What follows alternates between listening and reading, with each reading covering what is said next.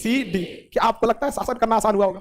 पंजाब वाला बोल रहा है कहाँ रहते हो? ए में। यूपी वाला ए, बिहार वाला ए, पश्चिम बंगाल वाला ए, हैदराबाद वाला देसी रियासत किसमें? बी में। जूनागढ़ वाला समझा गया कि नहीं? इंदौर वाला बोलता है सी, अंडमान निकोबार वाला डी। नाम नहीं बोलता था सब, ABCD। अब पूछा अच्छा ए में कहाँ? लखनऊ में। अजीब टाइप का भारत में शासन उठपटांग हो गया था, इसे खत्म करना बहुत ज्यादा जरूरी था। तो पहले सरदार पटेल ने कहा कि पहले ABCD को पहले बढ़िया से निपटाते हैं। तो 552 स्टेट को पहले उन्होंने मिला दिया। सरदार पटेल ने कितने स्टेट को मिला? 500।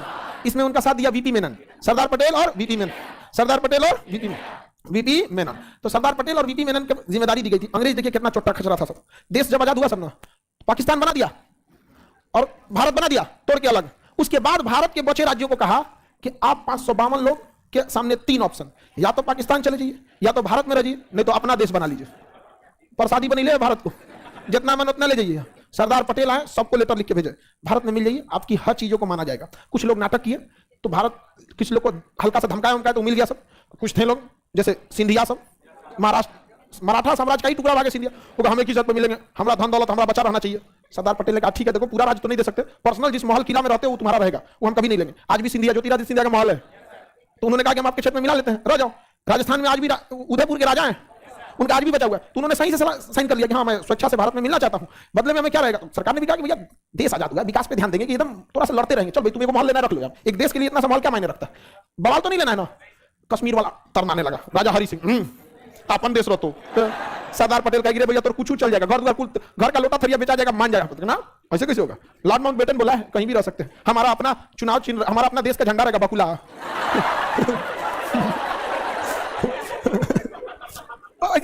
मरल बकुला उसका चिन्ह था, चिन्ह कश्मीर का चिन्ह क्या था? मरल बकुला। अब उड़ने लगा वहां पे। सरदार पटेल का यार तो ज्यादा उड़ रहा है। हरि सिंह बेवकूफ आदमी थे, उनको समझ में नहीं आ रहा था। अरे जो फ्यूचर नहीं देख सकता है, प्रेडिक्ट नहीं कर सकता है, राज सिंहासन पे बैठने का क्या अधिकार है उन्हें? हरि सिंह का ना ना ना कश्मीर हमारा अलग रहेगा, कश्मीर अलग रहेगा। सरदार पटेल का यार तो बहुत पागल टाइप का आदमी है यहाँ पे, इसको आराम से निपटेंगे, पहले बाकी लोग को निपटते हैं। कुत्ता पाला इसको निपटते हैं।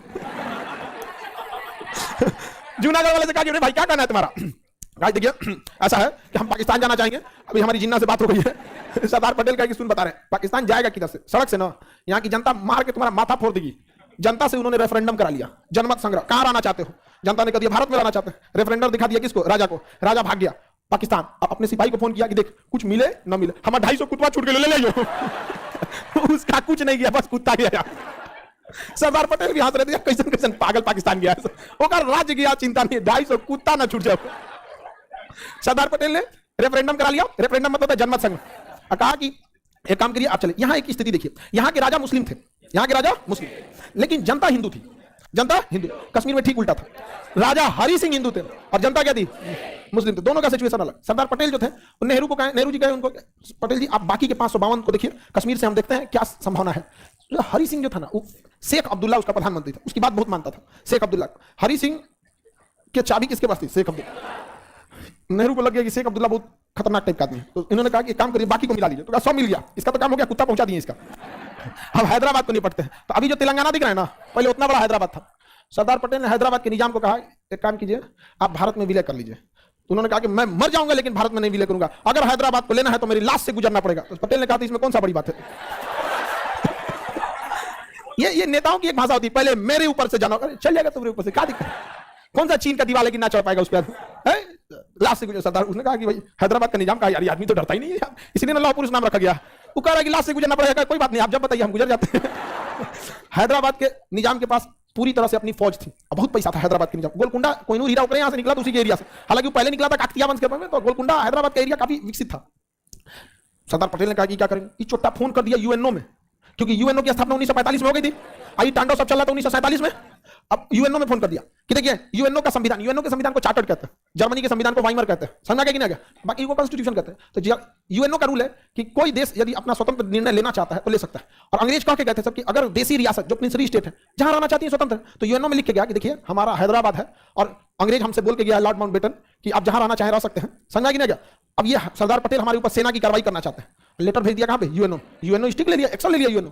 आप तुरंत भारत सरकार को मैसेज किया, गृह मंत्रालय के अंदर में आता है सारा चीज व्यवस्था भारत के अंदर का। सरदार पटेल थे, उनके पास लेटर आ गया यूएनओ का। अब क्या करे सरदार पटेल? स्पष्ट लिखा था कि आप सेना को इंटरवेंशन के लिए नहीं भेज सकते। सरदार पटेल टेंशन में आए, सेना को कहे वर्दी उतारो, पुलिस का पहनो वर्दी, मारो ससुराल। ऑपरेशन पोलो के तहत घुसा दिया हैदराबाद में, मार के निजाम का गर्दा उड़ा दिए। निजाम कहा कि मारा है, यूएनओ में फोन किया, मारा है, यूएनओ भाग गया। हम मना किए सेना जाने के लिए वहां पे। सरदार पटेल का सेना कहाँ गई थी? पुलिस गई थी। अब सेना के लिए ना मना किया, पुलिस गई थी। ऑपरेशन पोलो की तरफ हैदराबाद को क्या कर दिया गया? निपटा दिया गया। निजाम का व्यवस्था हो गया यहाँ पे। बाद में निजाम को सरेंडर करना पड़ा। सरेंडर नहीं करते तो सरदार पटेल कहे कि आप सरेंडर कर रहे हैं, अभी कहे थे कि आपको लास्ट से गुजरना पड़ेगा। हैदराबाद का भी काम निपट गया। हैदराबाद भी क्या हो गया? निपट गया हैदराबाद में। अब बच गए कौन? हरि सिंह। ये लोल काम किया, कल हम अलग देश बनाएंगे, मानिए नहीं रहा था। लॉर्ड माउंटबेटन या ब्रिटेन का ऊपर से इशारा था, जितना ज्यादा टुकड़ा हो सके पॉसिबल, जितना टुकड़ा हो सके करो। तो हरि सिंह को अंग्रेजों का भी साथ मिल रहा था। उस समय भारतीय सेना का कमांड प्रधानमंत्री के हाथ में नहीं था, क्योंकि सेना का कमांड तब आएगा जब संविधान बनेगा। तब हमारा संविधान बना 1950 में, और 47 से 50 का जो 3 साल का टाइम है ना, इसमें बड़ा कंफ्यूजन का टाइम है कि भारत में शासन अंग्रेज कर रहे हैं कि नेहरू कर रहे हैं कि पटेल कर रहे हैं कि जिन्ना कर रहे हैं। बड़ा उटपटांग का टाइम है, क्योंकि यहाँ कोई संविधान नहीं है, जिसका जैसे पहुंच वैसे करे। अब उस समय अफवाह उड़ा दिया सब कि नेहरू का बड़ा अच्छा संबंध है लॉर्ड माउंटबेटन और उनकी पत्नी दोनों से। उस समय अब पता नहीं अफवाह था या बड़ी तेजी से बात उठी थी। लॉर्ड माउंटबेटन भारत की बहुत सारे बात मानते भी थे, बहुत बात मानते थे वहां। अब क्या किया जाए? लेकिन लॉर्ड माउंटबेटन के ऊपर इंग्लैंड का प्रधानमंत्री कहा कि जितना टुकड़ा as much as possible break the India, जितना टुकड़ा करना चाहते तोड़ दो। अब क्या किया जाए? तो हरि सिंह को तो ऊपर से इशारा मिल चुका था। हरि सिंह को उसका प्रधानमंत्री शेख अब्दुल्ला कह दिया था, ए महाराज किसी राज्य के मुख्यमंत्री बनने से अच्छा है ना छोटे ही देश का प्रधानमंत्री रहिए, क्या दिक्कत है आपको? कहा गया ये एक नंबर बात है, यहाँ पे कौन कर लेगा? सरदार पटेल वगैरह। यहाँ पे नेहरू ने कहा सेना को, चलो प्रधानमंत्री थे, सेना हमला करो तो कश्मीर पे। सेना के कमांडर कौन था? अंग्रेज। कहा कि कैसे कर सकते हैं आप? कश्मीर को मिला लीजिए, हम तुरंत हमला कर देंगे। हम आदेश ही नहीं दे सकते हमला करने के लिए, हमारी सेना थी नहीं। सरदार पटेल भी विवश हो गए। अब क्या किया जाए? इधर से पाकिस्तानिया क्या किया? आतंकवादी सबको भेज दिया। उस समय आतंकवादी सब लोग उधर ऐसे ही होता है। करा कि सर उतना पहले से आतंकवादी का मैन्युफैक्चरिंग हो रहा है, बहुत पहले से हो रहा है, अचानक कोई चीज थोड़ी डेवलप हो जाती है। अब वहां पे आतंकवादियों को भेज दिया, कबीलों के क्षेत्र में इतना आतंक मचाया सब, वो सब इतना आतंकवाद मचाया सब, जहां तहां मार काट दिया सब। और देखिए युद्ध एक अलग चीज है, युद्ध में लाशें गिरती हैं, लेकिन मानवता रहना चाहिए। जहां हमला करते थे सब, वहां लड़कियों को उठा के लेके चल जाते थे। एक को 4-4 5-5 को लेके जाते थे, कहते हैं 5 से ब्याह करेंगे, अभी रख के आ रहे हैं। ये हाल था। आप थोड़ा सा भले हंस लीजिए, लेकिन एक मानवता मानसिकता देखिए। हमने भी कारगिल की लड़ाई लड़ी। 71 में पूरा बांग्लादेश घुस गए थे हम लोग, पूरा बांग्लादेश। कोई कह सकता है भारत में बांग्लादेश में कि हमने कहीं पे हमारे सैनिक ने बदतमीजी किया हो किसी से? 93,000 पाकिस्तानी सैनिकों को 1971 में 93,000 पाकिस्तानी सैनिकों को हम लोग 3 टाइम खाना खिलाए थे। देख भाई तू कमजोर है, लड़ने चला आया, गलती हो गया, कोई बात नहीं, हम तुमको वापस कर देंगे। हाउ दबा के खाया था सब 3 टाइम। इतना खाया सब कि भारत में अकाल पड़ गया। दलित था तो हम लोग को लाजे शर्म लगेगा, हम लोग पकड़ा जाएंगे तो कहीं खाना खाएंगे लोग। हम लोग तो मेहमानदारी में जाते हैं कहीं रिश्तेदार के यहाँ, तो जब 4 बार ना पूछे तब खाएंगे नहीं, खाना खा लो, अच्छा ठीक है, फिर सोचते एक बार और पूछ रहे। सही बात है कि नहीं? लड़की तो 4 बार 5 बार पूछती है सर। हाँ जी, हमारे ऐसा आदत होता है। हमारी एक बार बुआ आई थी नहीं तो हंसी मजाक हमारा शुरू से ही बहुत हंसी मजाक करते रहते हैं। तो नहीं नाश्ता निकाला जाता है, तो नाश्ता दे रहते, तो कहीं मत निकाल बाबू, हम आपके लिए नहीं निकाल रहे। बाद में हमको दिया, अरे आप काय गुस्सा जाती हैं। वो लोग भी समझती हैं हमको हंसी मजाक का आदत रहता है। तो लेकिन भारत, क्या आपको लगेगा कि कहीं जाइए हुमच के खाइए दूसरे देश में, कोई नहीं खाएगा इतना ज्यादा। अब पाकिस्तानी से हुमच के खाया सब।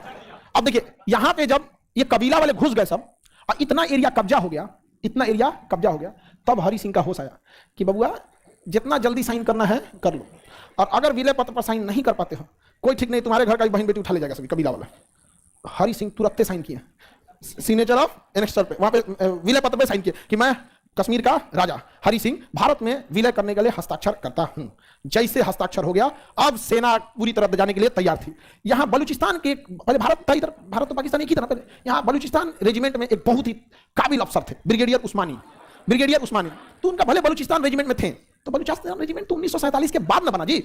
अचानक आज भारत का कोई 2 टुकड़ा कर देगा तो क्या आपको लगता है दोनों टुकड़ा के बीच में मोहब्बत खत्म हो जाएगी? कभी नहीं होगा यहाँ पे। तो ब्रिगेडियर उस्मानी को जिन्ना ने कहा हमारे यहाँ आइए, आपको हम आपको सेनापति बनाएंगे, क्योंकि ब्रिगेडियर उस्मानी बहुत योग्य थे और वो ब्रिटिश आर्मी स्कूल से पढ़ के आए थे, ब्रिटिशर्स भी थे। नेहरू ने कहा कि ठीक है अगर आप जाना चाहते तो जाइए, लेकिन हम तो आपको यही सोच रहे थे कि आपको इन कश्मीरियों से लड़ने के लिए आपको कमांड देकर भेजे ताकि इन्हें वापस कर सके। ब्रिगेडियर उस्मानी ने जिन्ना को गरिया कर रख दिया, कौन रख चट्टा कहीं का आ रहे हैं, मुलाकात होगी कश्मीर में। और ब्रिगेडियर उस्मानी अपनी पूरी पलटन लेके, सरदार पटेल गृह मंत्री थे, आदेश दिए थे, और इधर नेहरू ने आदेश दे दिया और उधर हस्ताक्षर कर दिया, संवैधानिक अधिकार हो गया। ब्रिगेडियर उस्मानी अपनी सेना लेके पहुंचे और यहां पाकिस्तानी सब नौसेरा से आगे बढ़ रहे थे, सब मारे सब उधिया दिया सब। जिस दिन से कमांड लिए थे ब्रिगेडियर उस्मानी, उस दिन से लेकर आज 2022 तक पाकिस्तानी एक कदम आगे नहीं बढ़ पाया, एक कदम नहीं आए।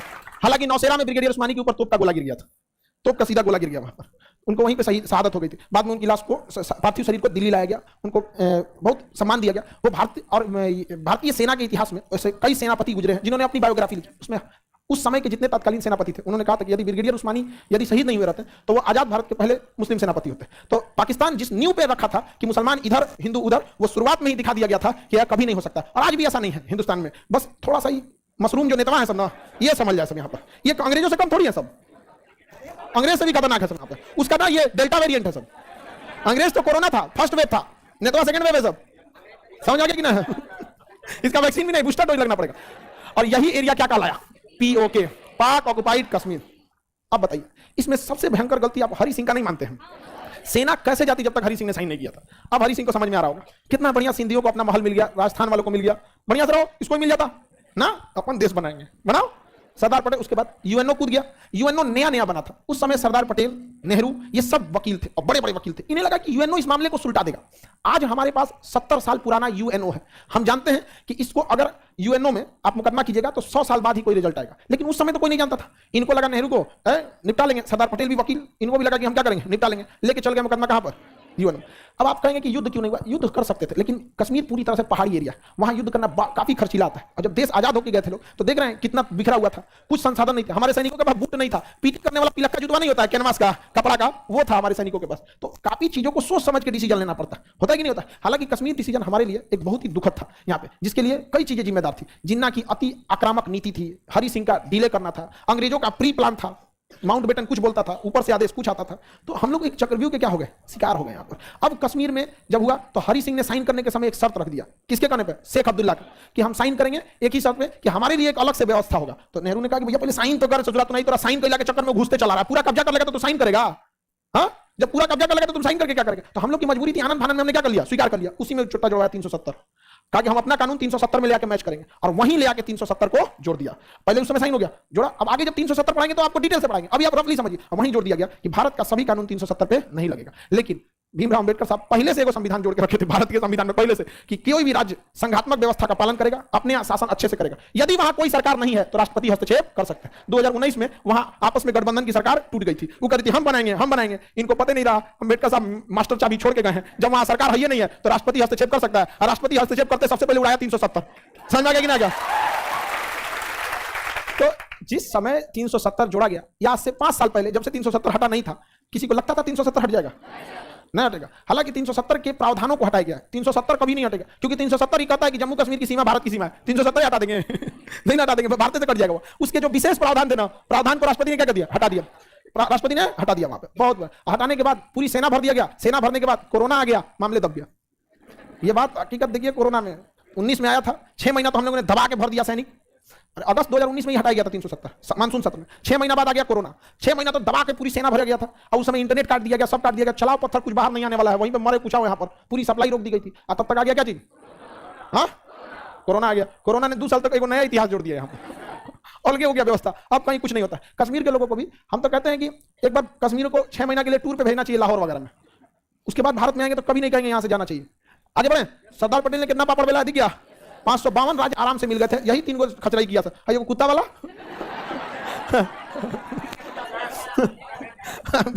सरदार पटेल को कुत्ता नहीं भेजना चाहिए था, ये रख के मारना नहीं, चाय चाय चिल्लाता था तो वहां तक लहरता, मेरे कुत्ता मार रहा है। ये हैदराबाद हो गया, समझा गया कि नहीं? सबसे ज्यादा झमेला किस पे हुआ था? हाँ, कश्मीर में हुआ था। लेकिन उसके बाद भी जब हम लोग ने जोड़ा तो क्या इस व्यवस्था पे देश चल सकता है? ए बी सी डी नहीं चल सकता। तो भारत सरकार परेशान थी कि एक देश तो निर्माण हो गया, उसके अंदर राज्यों का निर्माण कैसे किया जाए, कहां से एक राज्य को तोड़ा जाए दूसरे राज्य से, बवाल हो जाएगा। कोई सुझाता था भूगोल के हिसाब से, अलग अलग राय सुझाया जाता था। कोई कहता था जहां जो भाषा बोला जाता है वही राज्य घोषित कर दीजिए। तो उस समय एक समस्या थी, अगर भाषा के आधार पर राज्य घोषित करेंगे तो कई राज्य ऐसे हैं जिनकी अपनी पर्सनल भाषा नहीं है। मध्य प्रदेश हिंदी, राजस्थान हिंदी, यूपी हिंदी, हरियाणा में हिंदी, कमोबेश हिंदी ही आती है ना, तो कहां से करिएगा? यहाँ पे फिर एक समस्या आ गई थी, अब क्या किया जाए। लेकिन साउथ वाले जो थे वो तुले थे सब कि हमारा एबीसीडी नहीं चाहिए, हमको अलग चाहिए। आंध्र प्रदेश का एक थे पेट्टू श्रीरामुलु, वो भूख हड़ताल पे बैठ दिए, कहेंगे हमारा तेलुगु वालों के लिए अलग राज्य होना चाहिए, आंध्र प्रदेश हमारे लिए अलग राज्य चाहिए, हमको एबीसीडी से मतलब नहीं, आप एबीसीडी रखिए, हम अलग राज्य बनाएंगे। नेहरू परेशान हो गया, देश आजाद हुआ, इधर कश्मीर मुद्दा चल रहा है, उधर यूएनओ में चल गया, इधर हरि सिंह पगलाया हुआ है, और कुत्ता वाला उधर से चिल्ला रहा है, हैदराबाद शांत नहीं है, तुम काय को अपना राज्य मांग रहे होगा, तो कहना हम चाहिए, हमको यहाँ भूख हड़ताल पे बैठ दिया, 56 दिन तक खाने में नहीं खाया, मर गया। और जब मर गया ना, भयानक बवाल हो गया, कहा कि रे बाप रे, इतना जालिम तो अंग्रेजवा नहीं था सब। जब खाना नहीं खा मर गए तो भाई बवाल नहीं होगा। जैसे आप सोचिए ना, अन्ना हजारे भूख हड़ताल पे बैठे थे, यदि उनकी भूख हड़ताल से मृत्यु हो जाती, बवाल नहीं हो जाता। ममता बनर्जी जब नैनो का प्लांट लगा था सिंगरूर बंगाल में, तो भूख हड़ताल पे बैठे 13-14 दिन यहाँ पे, और 56 दिन तक भूख हड़ताल, मर गए। पूरा आंध्र प्रदेश वाला बवाल कर दिया, तेलुगु भाषा में बवाल, हमारा तेलुगु भाषा का अलग राज्य होगा। अंग्रेज से खतरनाक ये है। नेहरू का तो हालत खराब हो गया, कहा कि यार ये हमको कौन देश का शासन मिल गया भैया, यहाँ क्या हो रहा है। अंग्रेज बहुत उस समय दिक्कत था। अच्छा, यहाँ से अंग्रेज भी गए होंगे, समझा बड़ी टेंशन फ्री महसूस किया होगा।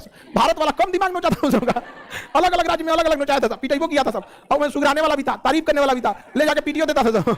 बड़ी परेशान हुआ सब वहां पे। सरदार पटेल की जब तक 1950 में मृत्यु हो चुकी थी, जवाहरलाल नेहरू कहे कि क्या किया जाए, तो मजबूरी में जवाहरलाल नेहरू गए और 1953 में आंध्र प्रदेश का निर्माण किया। तो भाषाई आधार पर पहला राज्य बना आंध्र प्रदेश। क्या हो गया आज? अब हो गया बवाल, अब हो गया बवाल। गुजरात वाला कह रहा कि हमारा गुजरातियों वाले के लिए गुजरात, मराठी का हम मराठियों वाले के लिए महाराष्ट्र, तमिल वालों के लिए तमिलनाडु, मलयालम वालों के लिए केरल। बिहार वाला कंफ्यूजन में था, बटेगा तो हमको भी मिलेगा। अब हो गया बवाल। जवाहरलाल नेहरू माथा पकड़ लिए कि भाई साहब ये देश का शासन बड़ी मुश्किल है भाई, यहाँ हम एगो का शांत करने चले थे, यही तो बवाल हो गया यहाँ पर। तब क्या किया गया? तब सुप्रीम कोर्ट के एक जज थे फजल अली, खान बहादुर सर सईद फजल अली पूरा नाम था, बस अभी फजल अली याद रखिएगा। क्या नाम है? फजल। उस समय सुप्रीम कोर्ट के जज थे।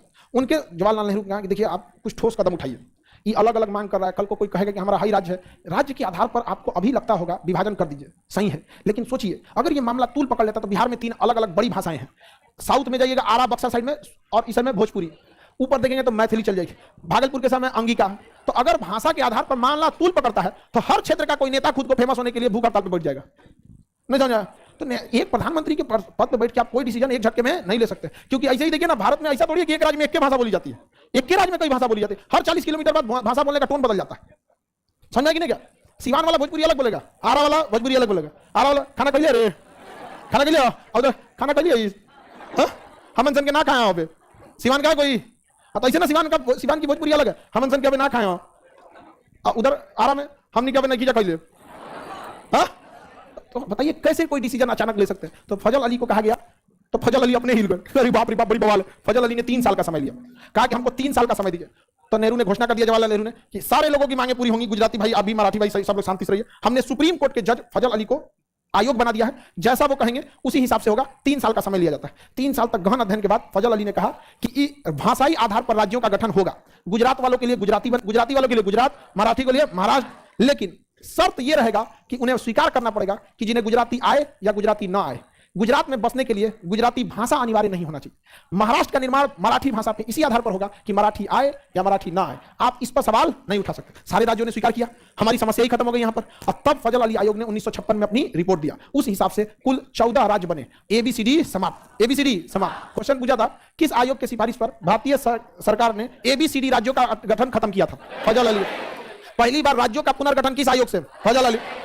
बवाल हो गया। फजल अली कैसे कैसे लागू हो जाएगा आपका बात? हम कहे मानेंगे फजल अली की बात को? संविधान की ना बात मानेंगे कि ऐसे कोई अपनी रिपोर्ट थमा दिया कि लीजिए रिपोर्ट ऐसे हो जाएगा, हम कहे मानेंगे? कहा बात तो सही है, तो संविधान में संशोधन करना पड़ा और फजल अली आयोग को संविधान को जोड़ दिया गया। 7वां संविधान संशोधन, 7th अमेंडमेंट। 7वां संविधान संशोधन कब हुआ था? 1956। किसके रिपोर्ट को जोड़ने के लिए? अच्छा, अगर यह संशोधन नहीं होता और भारत का राज्य बना देते तो क्या लीगल रहता? कोई चीज लीगल नहीं होता। पहले आना पड़ता किसमें? संविधान में बना। समझा गया कि नहीं? तो भाषाई आधार पर राज्यों को मान्यता किस आयोग ने दिया? किस आयोग ने? भाषाई आधार पर राज्यों की मान्यता किस संशोधन ने दिया? 7वां संशोधन। 7वां संशोधन कब हुआ था? 1900। कब हुआ बाबू? 1956। कितने राज्य बने? 14 राज्य। कितने केंद्र शासित? 6। कितने राज्य बने? 14। कितने केंद्र शासित? वर्तमान में कितने राज्य होगा? हाँ, केंद्र शासित। देख रहे हैं कितना बवाल से भारत का गठन हुआ है। और फिर उसके बाद 14 से बढ़ते गया। बिहार टूटा, मध्य प्रदेश टूटा, उत्तर प्रदेश टूटा, पंजाब में से हरियाणा तोड़ा गया। पेप्सू राज था वहां पे। हरियाणा, पंजाब, हिमाचल प्रदेश, इस सब का निर्माण हुआ। धीरे धीरे ऐसे बढ़ते गए। अलग अलग जगहों पे अलग अलग मांग हो रही है। अब जैसे बिहार में कई लोग कहते हैं मिथिलांचल हमको करना चाहिए। देखिए, मिथिलांचल पे हकीकत बात है, बाढ़ कंट्रोल किया जा सकता है, लेकिन उतना ध्यान दिया नहीं गया सरकार की ओर से। बाढ़ कंट्रोल करना कोई बहुत बड़ा चीज नहीं होता है। यहाँ समुद्र का पानी रोकने की टेक्नोलॉजी आ गई है। समुद्र में, दुबई समुद्र में जाके घर बना दिया, इनका नदी का पानी ना रुक रहा है। समझिए कितना उटपटांग चीज है। ज्यादा कमेंट करने से बफरिंग होने लगता है। आप कमेंट ज्यादा मत क्या कीजिए, बस क्वेश्चन पूछते रहा कीजिए। सर PDF प्रिंट कराने का पैसा ज्यादा लग जाता, तो कराते क्यों? लिख लिया करो। आप अगर कहते हैं कि हमको, मेरे पास पैसे नहीं, हम गरीब हैं, हमें PDF का ज्यादा लगता है, तो आप डेली 2 पेज लिखते रहा कीजिए। जो पढ़ाते हैं क्लास खत्म होगा उसको हैंड रिटन, मोबाइल में आपके PDF रहता है लाइव वाले लोग, उसको लिख लिया कीजिए। समझा है ना? अगर आप मेहनती हैं, पढ़ने वाले हैं, उसके साथ आपके पास गरीबी एक समस्या है, तो समझ में आता है। पढ़ना भी नहीं है, मेहनत भी नहीं करना है, PDF चाहिए, तो क्या करेगा वो लेके? PDF हाथ से लिख लिया करो। आज से जब कोरोना नहीं था, लॉकडाउन नहीं था, ऑनलाइन चीजें नहीं थी, तो सारे लोग हाथ से लिखते थे। इनका फोटा नहीं है यहां पे, बताइए।